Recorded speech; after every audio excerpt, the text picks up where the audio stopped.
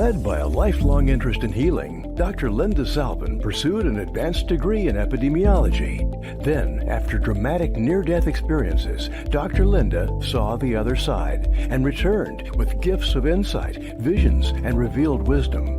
Now those gifts are ongoing, and she's here to share them with you. Get ready to be amazed. It's time for Dr. Linda Salvin's Psychic Solutions podcast with America's original radio psychic, Dr. Linda Salvin, offering up her always fascinating blend of psychic psychology, clairvoyant insights, and expert guests and alternative healing methods. So pull up a chair and get ready for a visit with the one and only Dr. Linda. And now, live from Los Angeles, ladies and gentlemen, Dr. Linda Salvin. Hello, everybody. Welcome back to another episode of Psychic Solutions Podcast. I am Dr. Linda Salvin. I'm a PhD in metaphysics and a former epidemiologist, and I've been doing this show helping you understand life on a metaphysical level for many, many years. I've got a guest today that's going to be fascinating because he's a pilot, and he at one point had what I call the Earth Angel experience, because he's going to explain to you what happened when he was landing a plane one time. There were no lights, but there was some spiritual entities helping him. And you know how I feel about the woo-woo and the things you can't quite explain. This man is CEO of the Talk Media Network, and I met him about a month and a half ago when I was in New York at a conference for the radio industry. So let's bring on Josh Lang. You're going to meet a fascinating person, father of four people. They all know you got daughters, not just boys, right? 3 boys, and I'm a girl dad. Right. I almost said no girls. How are you? Welcome to the show. I'm glad and thankful you could take some time out of your busy schedule to join us. I am great. Thank you, Dr. Linda, for having me. And the blessing that is today is my dad had a full heart transplant. I mean, not that you can do a half of one, but wow. They gave him a new heart 2 weeks ago, and he's walking out of the hospital today.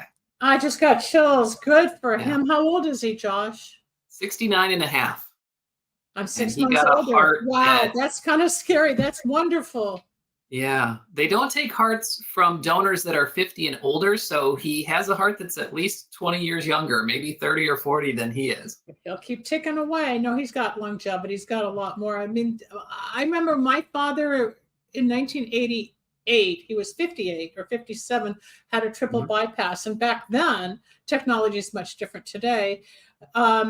He's turning 95 next month and he's still going. So the fact that your dad got a new heart, the one thing you're going to learn, I don't know about you, but what I learned, when anybody metaphysically has work done on their heart, bypass, transplant, etc., they're opening up the love portal. Okay, so where he might have been a little shut down or a little less communicative or a little less affectionate or a little less expressive, you're going to start seeing changes over the next 3 to 6 months on him. And you'll watch how he's becoming more loving. And it's almost like a new lease on life. Because I said to my dad months when I started realizing it years ago, I said, why didn't you have this when I was a kid?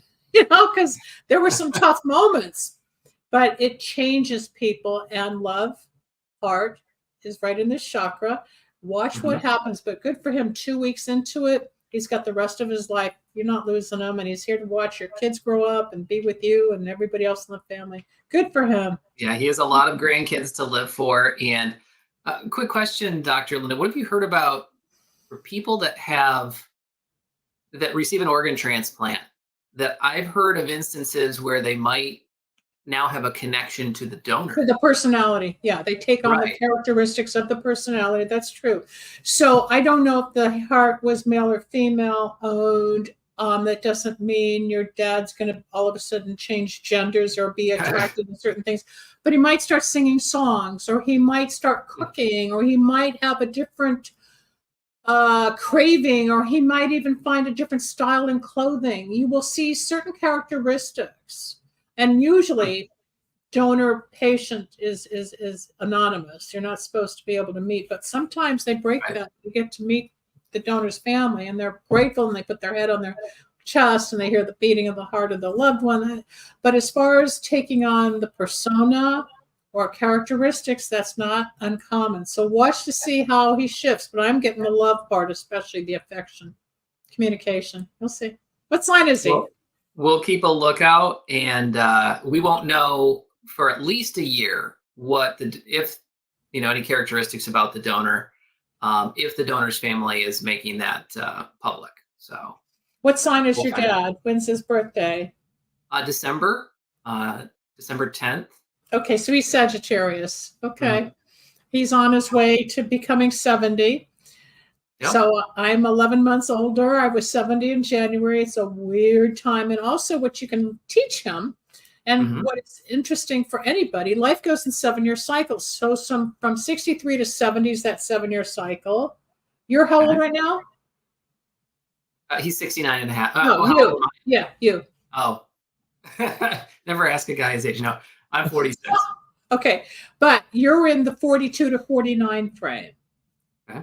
So the last few years you were moving into new directions. You also had a new child, and then in the next few years you're going to be topping off with all of what you've been building and growing with your companies and with the family and everything. And then you'll hit the 49 to 56 category. Then at 54 you go through Saturn return again, which we go through from 27 to 30. People my age go through it again around 80. So you and your father are almost in similar patterns of these 7-year cycles, and you learn how to read the graphs. So you're going to teach him a few more things. He's going to come to you a little less, not less fatherly, but a little more humbled. You'll see. You'll see. I'd be interested to hear if you guys meet the donor next year. But watch. He's 2 weeks into it. Probably by the 3rd month, it usually kicks in that the rhythm, the music, the food, the cravings, a desire for movies, things that he may not have done or craved will change. Yeah, keep notes, keep a journal. Will do. If he switches from no longer listening to talk radio, watching war movies, and listening to rock and roll, then we'll know something's up. Something's up. Absolutely. Speaking of war movies and speaking of Air Force and speaking of war, talk a little bit about your background in the service. Well, mine was nothing glamorous, not like what's on the screen in Hollywood. Although my last duty station was in Los Angeles, but I went into the Air Force, had planned to do so. And actually, I tried to do so earlier in my college career to get some money for college, and was denied through the Army Guard because of an eye surgery that I'd had, just corrective eye surgery, and they were not giving waivers at the time. So going into my senior year of college, I had started the process of applying to become an officer with sessions through officer training school. So that meant I would get to finish out college at Grand Valley State University, where I was attending. Also spent some time at Michigan State. And so going into that final year, I went to the Military Entrance Processing Station, known as the MEPS. A lot of people have been there, whether you're enlisted or officer track. And you go in, and the first time I went there, I took my AFOQT, your Air Force Officer Qualifying Test. That went great. And then I was scheduled to go back a couple weeks later, and I think maybe 3 weeks later, to take my physical.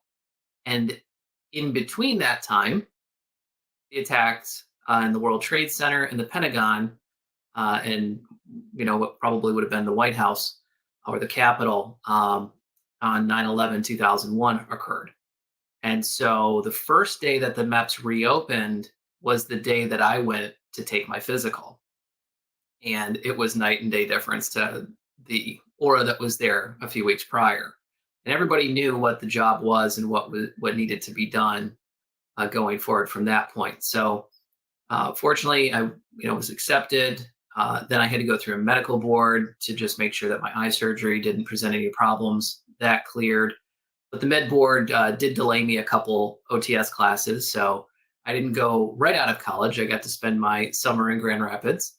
And then I classed up in mid-late August of 2022, and was the first class of fiscal year 03, so 03-01, and graduated as a distinguished graduate, which is the top 10% in the class, and then got a competitive slot to what we called Navigator in Flight, or I'm sorry, it was the Joint Specialized Undergraduate Navigator Training, JSUNT, which the Air Force was training alongside and with the Navy at Naval Air Station Pensacola. And so their backseaters are called Naval Flight Officers or NFOs. Ours are called NAVs. And I would have ended up in either the F-15E Strike Eagle as a WISO, Weapons Systems Officer, or as a bombardier navigator in a B-1, or a small chance of being in a B-52, the buff, as they call it, the big, ugly, fat friend. Yeah, they kind of fly over and they got this belly, and you wonder what they've got in that plane. They've got a lot of ammunition. So the same type of roles. Yeah. What did you end up flying? On a bomber mission, but we would have been strike fighter bomber. That was the track that we were in, and had a shoulder injury, and they said, well, you can get out or you can take a reclassification. And I took the reclassification, became an acquisitions officer stationed in Los Angeles. And that's how you ended up out here in Los Angeles. Is that also when you started your radio and broadcasting career out here? Or was that somewhere in Michigan or along the way in conjunction with your training? It's when I continued it. So I had been in the radio business for the last 3 years that I was in college in Grand Rapids. I worked for then Clear Channel, and Phil Tower was my program director and mentor. We're still good friends. I refer to him as my radio dad, and he refers to me as his radio son. And when I left, I fully intended to have a 20-year career in the military. And so he told me, you really could do something in this radio business if that's what you choose to do. I know you're going to the military, but the opportunity arises. And I said, well, thanks. And I just figured that I'd be looking at that in the 2020s as, okay, maybe that's something I do after I serve in the military. But with only having a shorter stint, with not being on flight status and having the service requirements of a flight career, I was working for Clear Channel while I was in my last year of service in LA. And then after I separated, I went back to working for Clear Channel in Grand Rapids. Then segued to working in Baltimore for Hearst and WBAL radio, and then was hired back again by Clear Channel to be a program director of their news talk station in Tucson. Wow. So you've been everywhere. Good for you. Then back to Grand Rapids, and now I'm near the nation's capital now as I run Talk Media Network, and we're 14 and a half years strong. Talk a little bit about the network, because the average person listening is not a radio person. They're not going to understand how affiliates work and how different systems work with different talk show hosts, but I do, and that's who you are. So why don't you talk briefly about that? Then we're going to get into the air, on the air, on the plane, on your trip. Talk Media Network specializes in the packaging and promotion of primarily long-form talk programs. And we syndicate those to radio stations across the country and even across the world now. And then we also help them, most of the shows are independently owned, and then we help monetize those programs through ad sales and sponsorships. And one of the newer developments here in the last few weeks is that we've starting to expand our relationship with American Forces Network, which used to be known as Armed Forces Radio Network. And they actually plan to add a handful more of our shows here in the very near future, which is just a kind of full circle moment for me, bringing that Air Force history and veteran connection that I have while working in broadcasting, where now I get to take my broadcast products that we work with here at Talk Media Network and be able to share those with service members and their families and contractors. I love that. Everything connects. Everything's serendipity. Everything's got its place in the universe, and how it all kind of comes together, synchronicity. You've got a magical touch, and everything you've done, even with the ups and downs, the challenges and obstacles and health issues or surgeries or whatever, look at what you've accomplished, and you're only halfway through your life, maybe. You've done a lot. You've done a lot. I didn't get into radio until I was 40. Look at you. You're already, you're huge. You're out there. Everybody's got a different journey, but you're helping. Broadcasting is a fun business to be in, and no 2 days are the same. So I really enjoy what we're doing, and we try to work with good people, and we build a family atmosphere here at Talk Media Network. So, if you have a quality program and you're looking for a home for that program to help it grow, then those are the types of folks that we'd be interested in talking Yeah, I with. can read all about that on the website, that it's all family related, that everybody's got a closeness going with your staff and how you create the whole atmosphere. It's not as corporate as it might be, say, with the larger like iHearts and everything. They've got a different format, different structure, different attitude. You make it comfortable.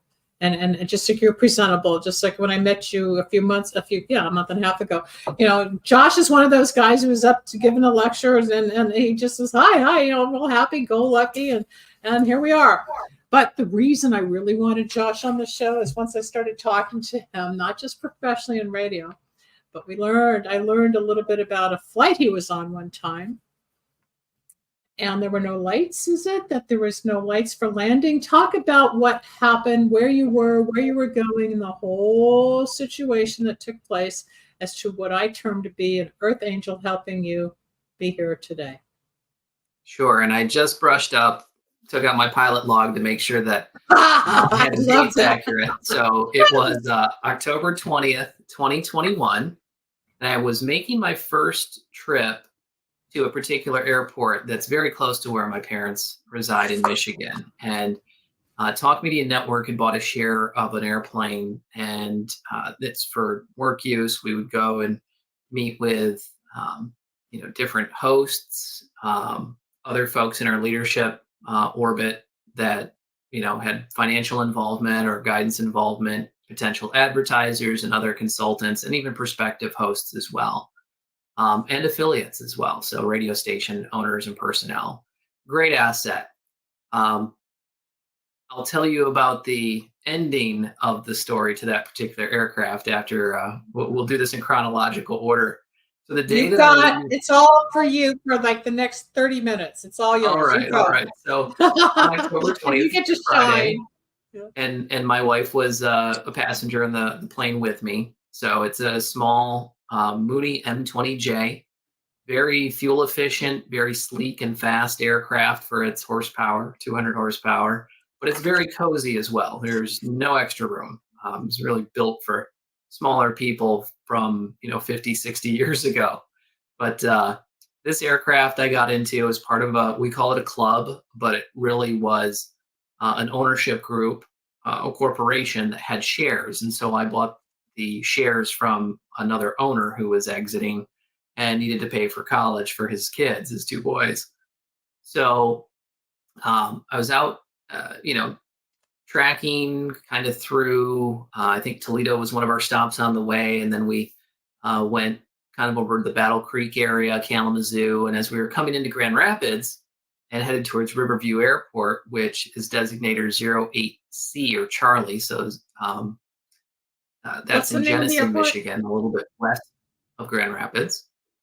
I had my wife take a look, and I said, hey, any chance that my alma mater high school is having a football game tonight?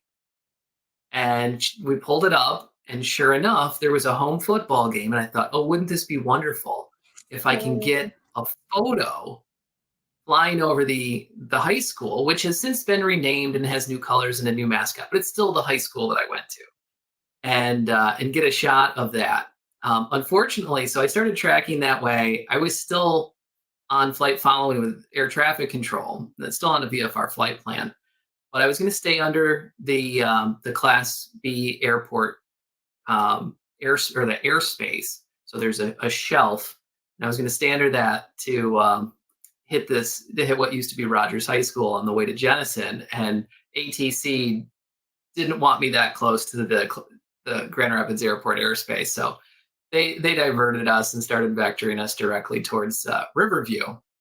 But as I get into the Riverview airport area, another flight is coming back in, student pilot who had just done a cross-country flight, and so I let them go ahead, and it was just good timing because I had actually tried to click the lights on for the runway lights, and they didn't go on when I was making that, when I was doing so on the frequency for the CTAF for that airport.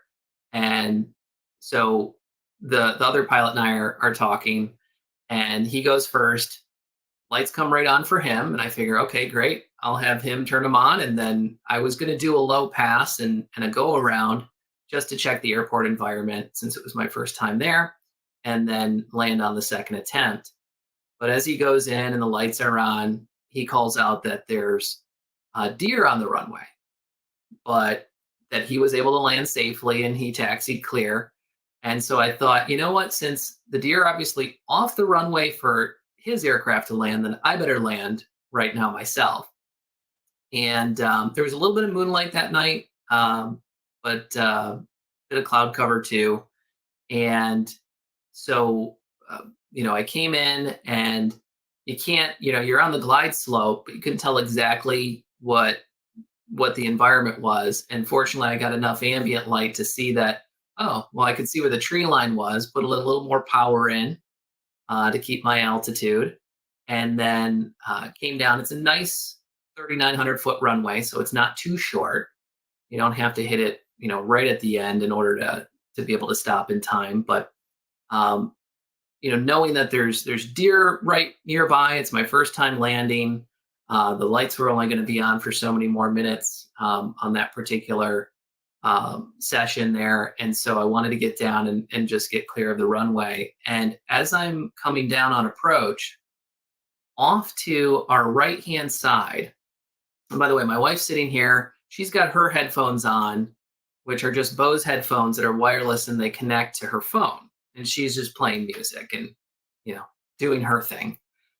I have my phones plugged into the intercom and on all the comm frequencies. She doesn't hear any of that. So she has no idea there's deer on the runway. She has, and we can't talk to each other either unless one of us takes their headphones off or we kind of do some hand signals. She sees the same thing that I do, but we don't talk about this until after I've turned the engine off.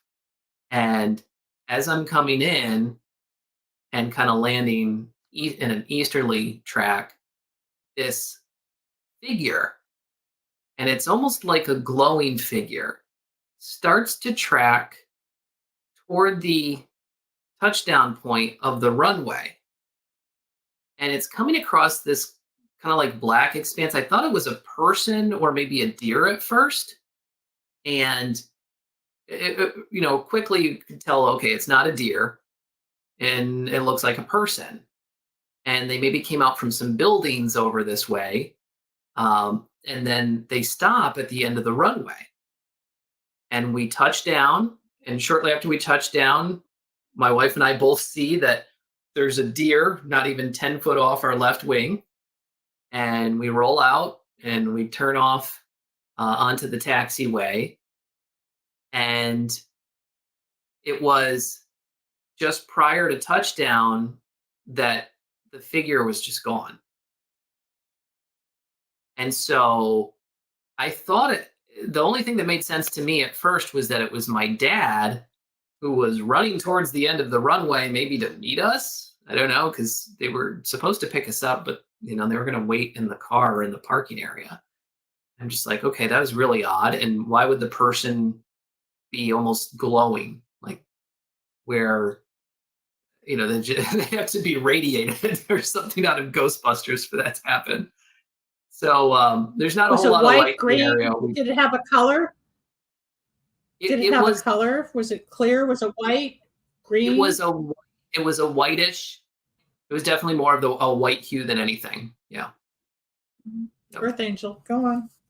And then, managed to get the plane parked, turned off and everything. And I look at my wife and I say, did you see what I saw? And she goes, what did you see? And I said, did you see that person that was running towards the runway? And she goes, yeah, I saw that too. And, lo and behold, my dad wasn't there. He hadn't even showed up yet. And when I pulled up the maps to know what was in that area, as far as the ground and the terrain and everything, there's a small house that is like a trailhead.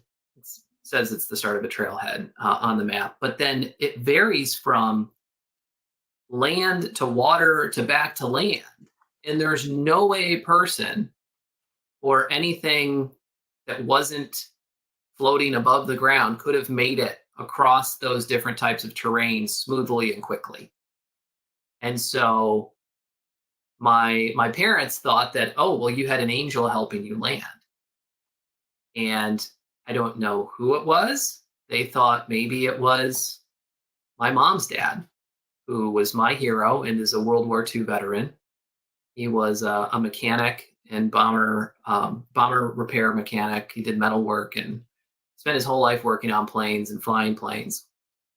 Survived a crash himself, actually, in a Cessna that went through a lake in the frozen winter up in Michigan, a little bit north of where we lived. And the story goes that the pilot in that particular aircraft, my grandfather was the co-pilot, he got knocked out when the plane crashed. They declared an emergency, and so they knew that they'd lost an engine, and they decided to put down in this lake.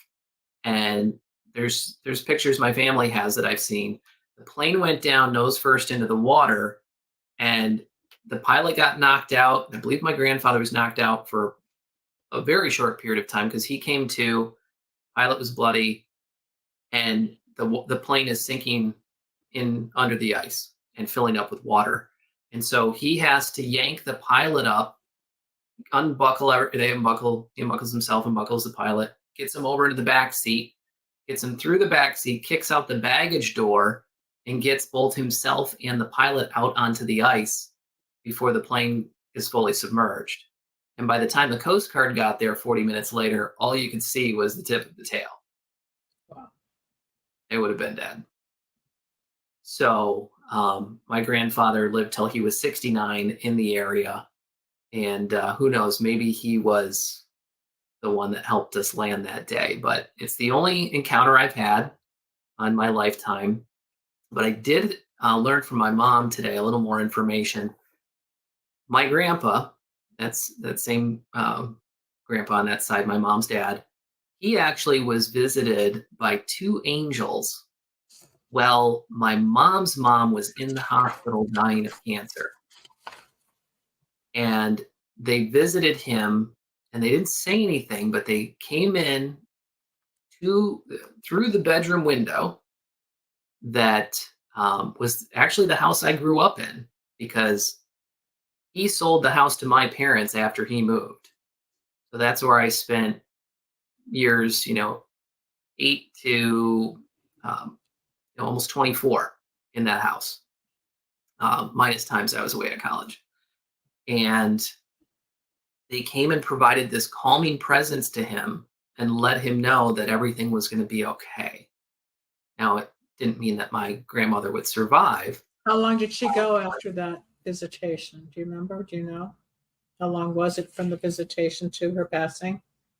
I was trying to find that out. My mom gave me the date of passing. I believe it was March 29th of when her mom did pass, but I don't know the amount of time. No, I'm sorry. Okay. No. All right. But It's usually sooner than later, because I had a similar thing when my mom was dying and my grandmother appeared, and it was in a dream, but because of my abilities, I can see lucid angels and whatever. And I remember my mom passed March 19th, 2009, but on the 18th, I woke up that next, on the 17th into the 18th, I saw my grandmother and I said, "Grandma, I thought you were dead." She goes, No, I've just been away. And I said, "Well, Mommy's sick." She goes, "She's going to be okay." And my mom went the next day, but it was a visitation. The same thing that happened to your father has happened to me, or your grandfather happens to many, many of us. And it's not something a lot of people want to talk about. They get freaky and they think that they're odd, or they're imagining things. But that's why I wanted someone like you to come on, because one, Air Force pilot, business person, radio, you're in that real cognitive, straight-laced, intelligent world, but you've had the woo-woo experience of angels, the light, something beyond. Yeah, the only time we talk about this in my business is on the overnight shows, right? Hello. I talk about it all the time, but that's, it's a big topic, and a lot of people out there don't want to expose their experience as much until they're comfortable either with a talk show host, or they're in a group now, or they're online with Facebook or YouTube. It's become more prevalent over the years. And when I started talking about this on the air in 1994, I was still the weird one, right? Because it wasn't out of the closet yet. It wasn't something people talked about, but I had just experienced a plane crash. I had had near-death experiences, and they're long before the internet. You couldn't Google what had happened, right? You came up during the internet phase and everything, and since 96, your whole world has been more accessible to knowledge. But when we have these personal spiritual experiences, and your mother's feeding you information, or maybe it was your grandfather, and as you were telling the story, I heard it was his grandfather. So yes, you just or your great grandfather, you just confirmed what this entity may have been. I have had people share in horrible car accidents that something, some light, some entity, some being helped them out of the car when they should have died. I've had, there was a time where I was driving, well, you would know Long Beach. I was down on the 405 and I got a huge piece of plastic, got wrapped up underneath my car. And I couldn't really move because I thought it was going to explode or catch fire. I didn't know. So I pulled over to the left side of the embankment on a 5-lane highway. And I just stopped. And all of a sudden I looked up and there's this gorgeous Adonis. I mean, this guy was gorgeous in a BMW. He goes, "There's a gas station at the next exit. Just go." And I said, okay, turned around to thank him. He was gone. I mean, he was in and out, and there was no car on the freeway. There was no way to get back into that type of traffic. That was an earth angel. And I've had a few others, and I've had people like you talk about it. And that's why when we were talking a few weeks ago, I said, oh my God, it's an earth angel. And I believe it was your great grandfather, and you are very protected. But when you see something like that to help save you, it wasn't your time to go, no matter what. That's why the whole event took place. Interesting that the other plane got in okay, you didn't, but it's all part of what's happening to you to make you grow on a spiritual level. You and your wife have a story for the rest of your lives to share. You'll probably have more interesting things, just like with your dad. And now with the transplant, what's going to happen to this person you've known all your life? And see how he changes. It's going to be fun. It's interesting. You're on a journey here. It's great. Do you still fly like that? I'm sorry, say the last. Do you still fly? Do you still get up and fly? I do. And this is thanks for asking the end of the story, the other half of the story regarding that particular aircraft that Talk Media Network owned, was that about a year and a half ago, it was Thanksgiving weekend 2022, that the Sunday, that Sunday after Thanksgiving, I was just unpacking. We had just gotten back from seeing family in New Jersey, and my phone rings. And one of the previous owners of the plane, two of the other shareholders or club members, as we call them, had just sold their shares to other members, and those other members weren't even checked out in the plane yet, meaning they couldn't fly solo for cross country. They're still trying to get their landings in and just know that they could transition to and handle that aircraft appropriately, that they were familiar enough with it. So one of them had been scheduled to take the plane out that day, but the weather was not great. And so I get a call from Dan, and Dan says, "Where are you?" I said, "I'm in my driveway." He said, "What are you doing?" "Getting bags out of my car." And he's like, "So you didn't take 1 Romeo Fox out today?" And I said, "No." And those are the last 3 characters in our tail letters there, our end number. And so it's November 201 Romeo Foxtrot are the letters, 201 RF. And he said, "Well, if you didn't take it out today, who did?" I said, I don't know.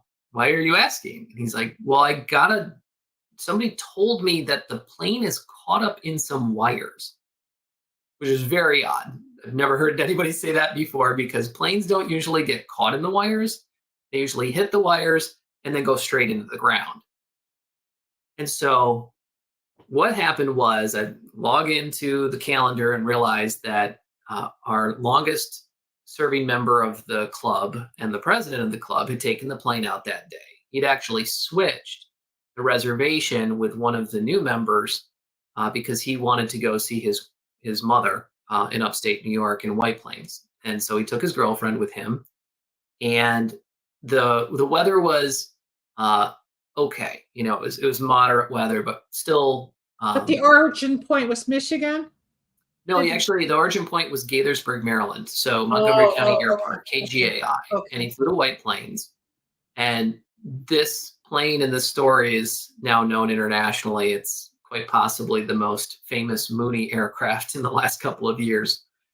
On the way back, and even though he's an instrument-rated pilot, the conditions at the airport at Gaithersburg were not at or above minimums to land, even in instrument conditions.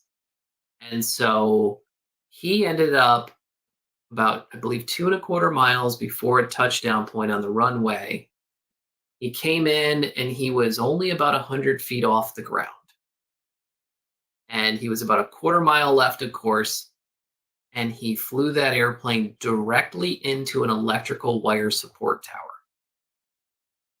Head on, like just prop first right into it, and it stuck there. And it turns out, now everybody was worried that at any moment the plane was going to erupt into a fireball because It exploded. the wires are active and they're high voltage wires. Gasoline and everything, yeah. Yep, all the fuel in the tanks, exactly. Or that the plane is just going to fall out from the tower and crash, and whoever's in there is going to be dead as well.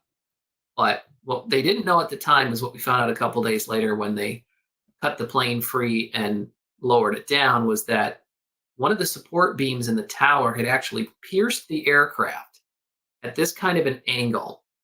It went below the left wing, through the fuselage, just behind the occupants in the front seat. So where if there was anybody in the back seat, they would have lost their legs or more. It probably would have bled out.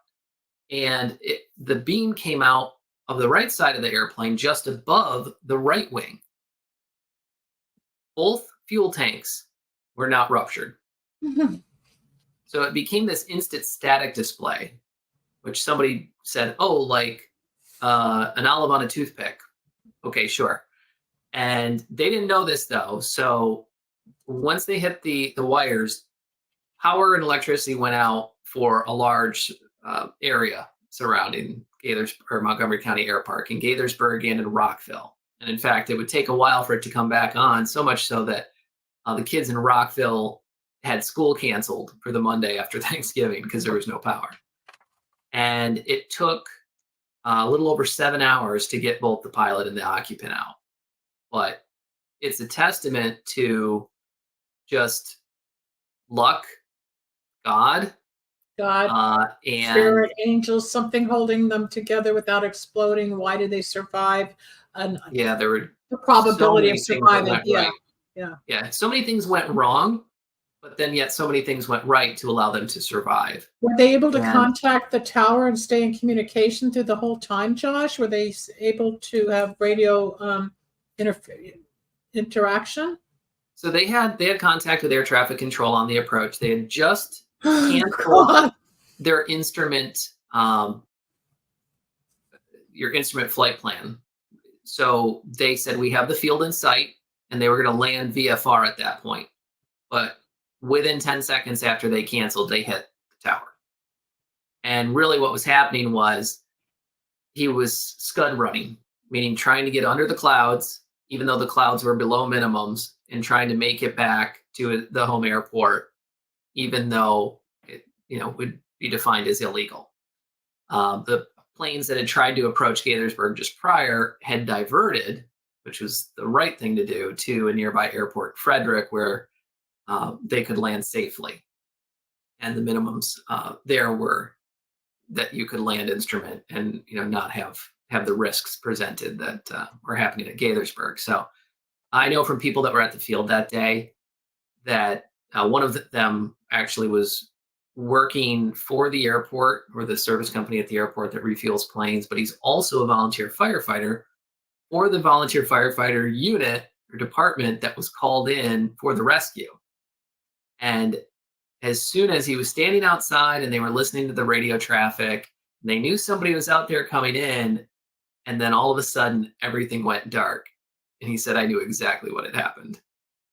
And it was within minutes that I believe it was by a cell phone communication that from that point on, after the crash, that the pilot was able to communicate with 911 and with the Laytonsville Volunteer Fire Department and rescuers on what to do, what to do and what not to do, because he thought he was going to kick out the windscreen and climb down the tower. And they said, no, don't do anything until we turn these lines off, power lines. And they had to get permission from the federal government to do it, because in our area, there are a number of federal facilities that rely on that power. So that had to go through those Oh my approvals. gosh, it's so anxiety ridden just to hear this whole story. If I wanted to look it up online, is there like a title that talks about this particular incident that I could Google? Yeah, if you type the tail number in, so N201RF. I'll find it. Type that in, you'll see the videos, the reports. Washington Post had a great article. We then learned that the pilot had been in an accident 30 years prior in Utah. Wow. Flew through some trees into the side of a mountain, lived to tell about it, and we never knew about it. Yeah, I have a few friends I grew up with. The one flew for FedEx all around the world for 30 years, freight, and I have others that have been stewardesses and pilots. And me, I don't know if you know the whole story about the plane crash I was in 1981, but I had a premonition. That's when I became psychic. I wasn't psychic. We talked a little bit about it. That was at John Wayne Airport. No, that's where we crashed, right? But when we started at San Jose Airport. I was up in San Jose working with my partner at the time when I was an environmental health specialist, and we were sitting, in the coffee shop, and the plane sitting right there waiting to be loaded up with the passengers. And I looked, I said, doesn't it look like it could crack there? Now you just mentioned the fuelage and the exhaust settlement, and with the two fuel pumps. Well, I had a vision looking at the plane out the window saying, doesn't it look like it could crack there? My partner thought it was a long day and I was imagining things. Well, 90 minutes later, when we crashed, the engine fell off, the landing gear was stripped, and the plane cracked in half exactly where I had that vision. Beyond the and of course, I mean, I was out. Took 6 years to really start to recuperate from it. I still have PTSD today. It doesn't go away. But the shock of the incident, we were given 90 seconds to get off the plane before it would explode. So the stewardess ran down everybody off before it blows. And my partner at the time, Leo, kicked open the door because, the pressure closes in. And we had very little time. And it's one thing to prepare for it. It's another to go through it. And I've talked to stewardesses and I've talked to pilots. And it's one thing to think you understand, but it's a different situation to really feel what happens in an accident like that.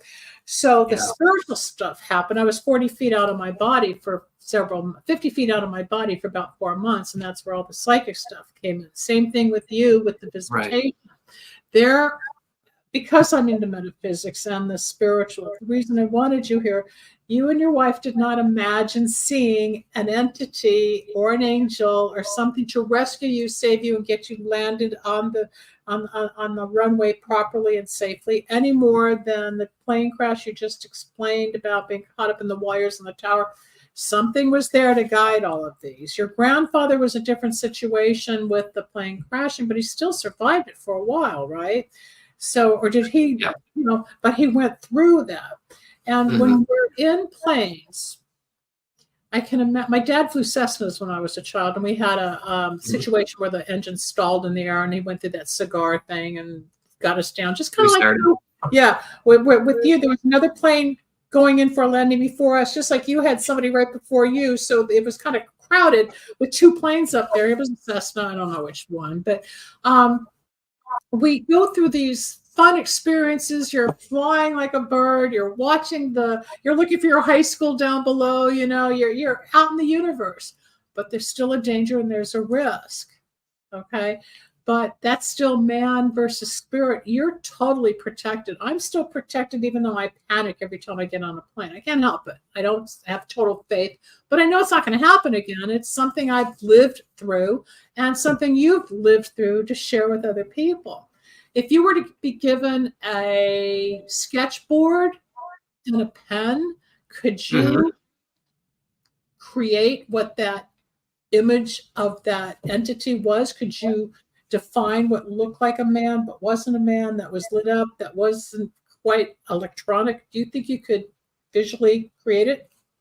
Yeah, absolutely. Yeah, I haven't seen it since. No, you never will again. I don't. Well, I'd landed at that airport a few times since. So, but you're not going to need help. The first time, you're like, whoa, is this going to happen again? Especially at the same location, same time of day.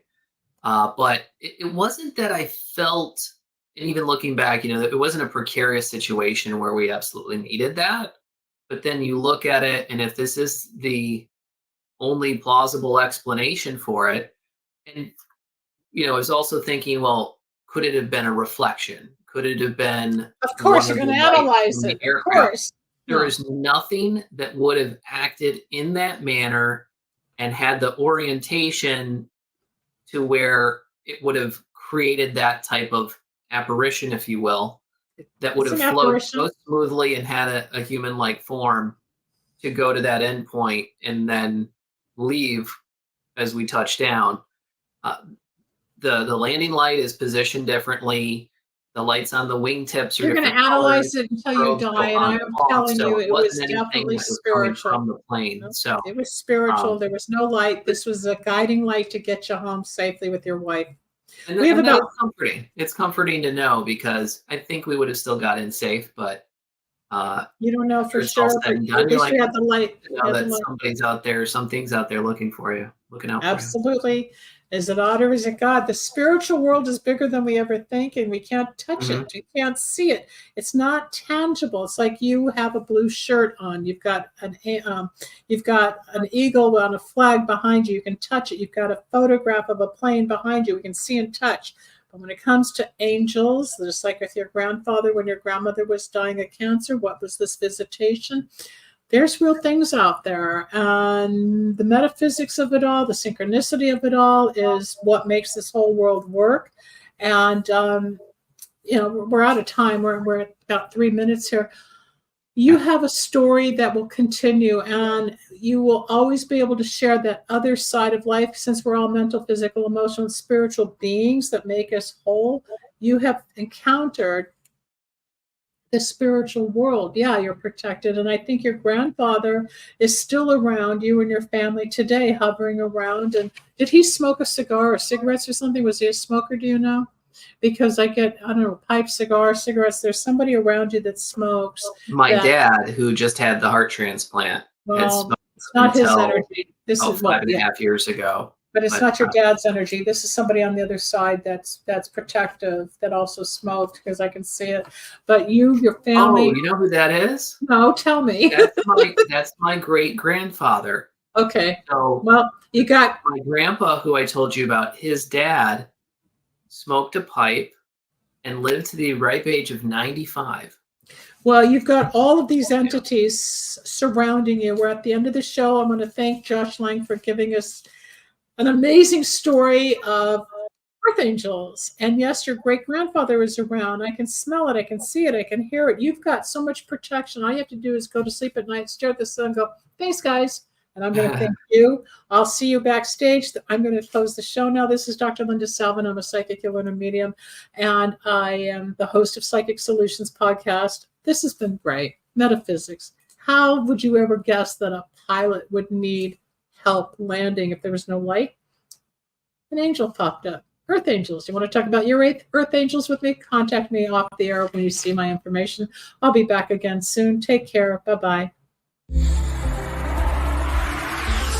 Thanks for joining us. We hope you enjoyed Dr. Linda Salvin's Psychic Solutions podcast. You can reach Dr. Linda at 888-509-1077 or at lindasalvin.com. Need a breakthrough of your own? Ready for answers or insights nobody else has? Reserve your own one-on-one in-person chat. Dr. Linda isn't just for other people. Dr. Linda gets results for you. And it's easy. Contact details are on screen now. Just click on lindasalvin.com or call toll-free 888-509-1077. That's lindasalvin.com or toll-free at 888-509-1077.